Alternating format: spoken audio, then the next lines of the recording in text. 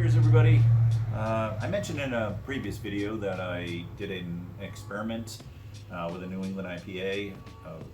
This is it, and this is two different fermentation practices. One was, don't know which one it is, pressurized fermentation, and the other one was traditional fermentation.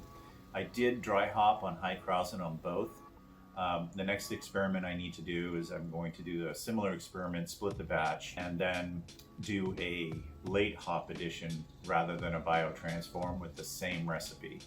So we'll see how that turns out. But there is a difference.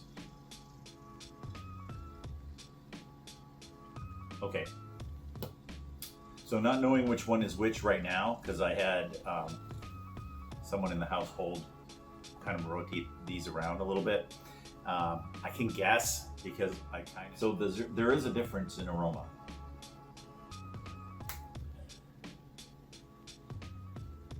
It's very mild, it's subtle. One of them has... It's a little more catty. The other one smells a little more brighter. It's weird. I don't know how to explain it. It's a very similar aroma though. It's light and floral. One just has a bit brighter aroma to it. The other one's a little more catty. So I'm going to go in for the taste. Let's go with this one here. This is this is the more brighter one.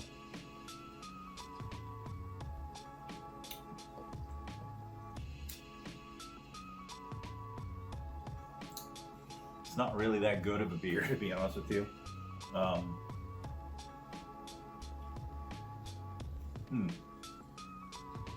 It's not horrible, it's just not what I expected. It's got this kind of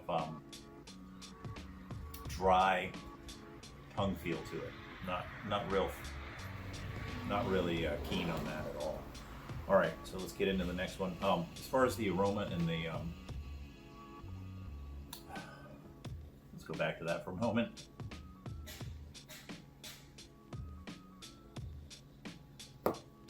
The aroma is really mild. It doesn't come off very strong at all. It's more of in very faint citrus with a lot of floral. I believe that has something to do with biotransformation. But let's see what this one is. So this one, like I said, is a little more catty in a sense. Not cat piss, but it's like more dank. I don't know how to explain it.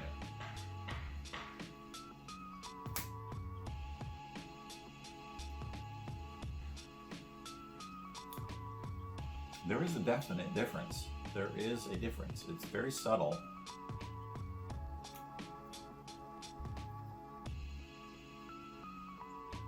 This one's a little more boozy. This one doesn't have a boozy aroma as it's warming up. This does have a little bit of booze to it.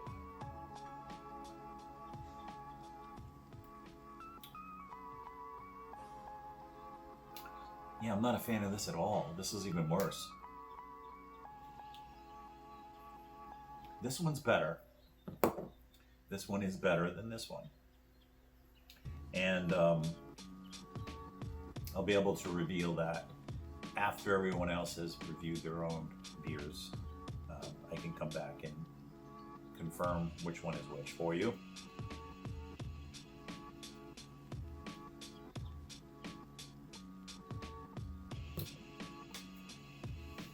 But this experiment was basically just to see what the difference was between, all the fuss was between pressurized fermentation and traditional fermentation, and if it made an actual better IPA.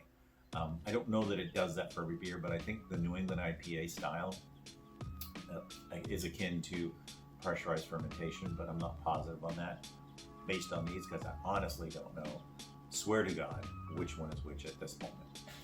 I can figure it out real quick when this video is over, but at the moment I do not know which one is which. The second part of this research project, or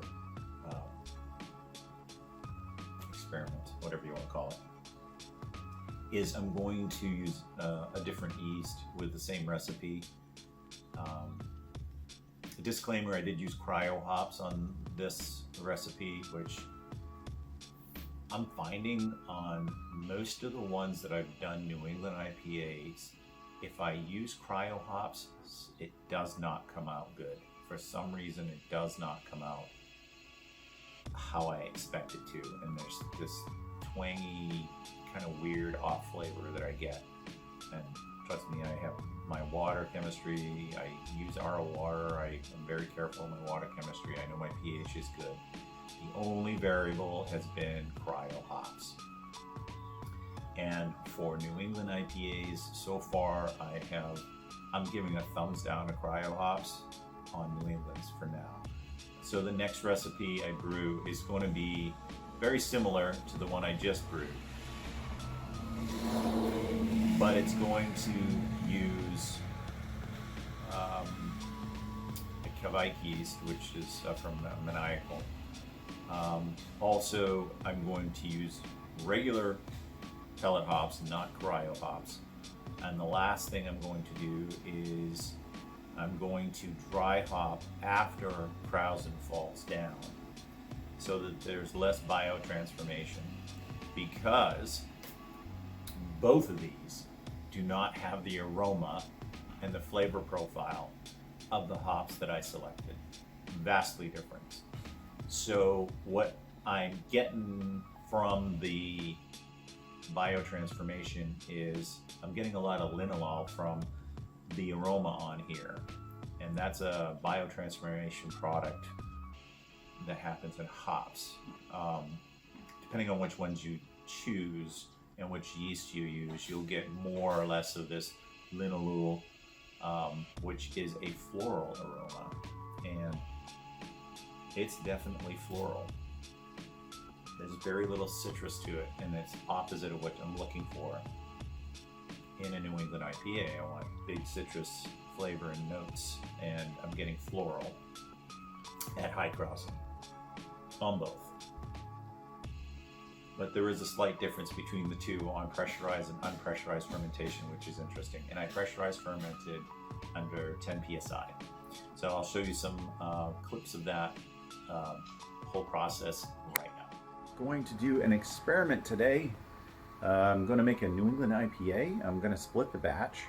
I'm going to do 3 gallons in the standard fermentation profile in a glass carboy. Now I'm going to do a pressurized fermentation with that bad boy right there with the other 5 gallons. So I'm actually making like an 8.5 gallon batch.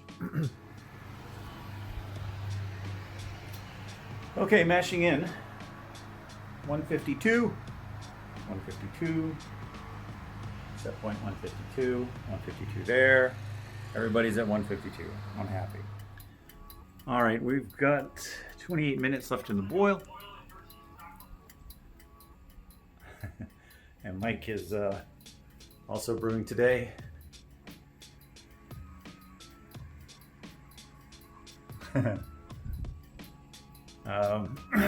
So I'm trying to get stuff clean before the boil is done in 28 minutes.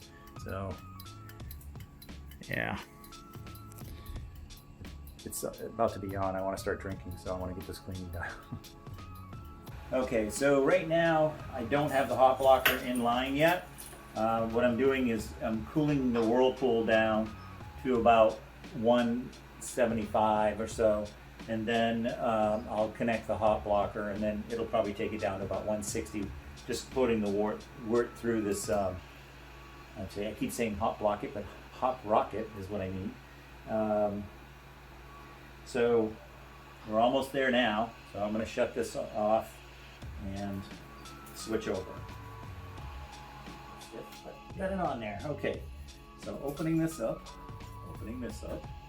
and now we're going to go through the hop rocket. Hopefully the hop rocket doesn't leak.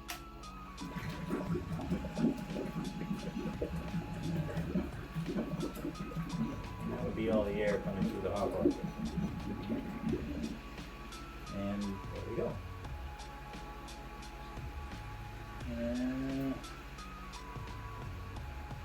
Oh, I can smell the hops.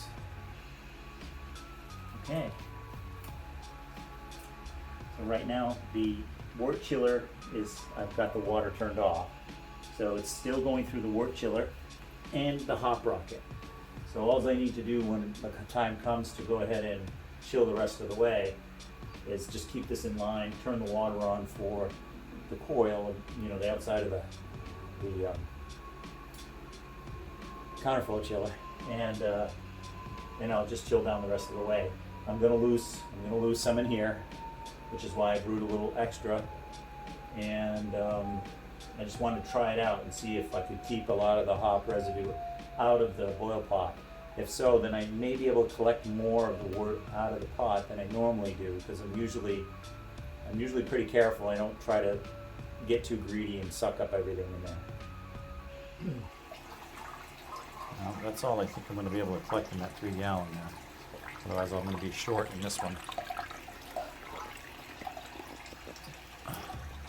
My only concern is I'll show you. The omega yeast did not swell up for me as much as I thought, so I just don't know if it's viable. But I have Hernindel Kvike yeast on standby if this doesn't take off.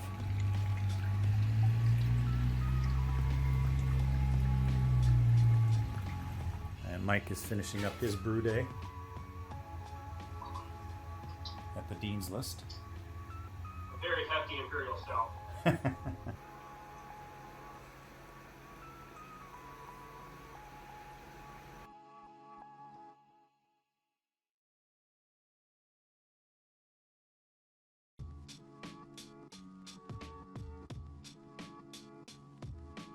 Okay, welcome back. Yeah, that's pretty much it. And more to come on this. There's a paper I'm writing, and it's inconclusive at the moment because I'm still waiting for some feedback from other folks and also subsequent iterations of these recipes, which takes time. I can't really brew and drink all this beer myself, and I mean, not everybody likes New England IPAs here. So it's a slow process. So you'll see me release these videos throughout the year in 2020, which will culminate in a research paper that I'm going to publish on New England IPAs, the best I can come up with. All right. Cheers, guys, and thanks for watching.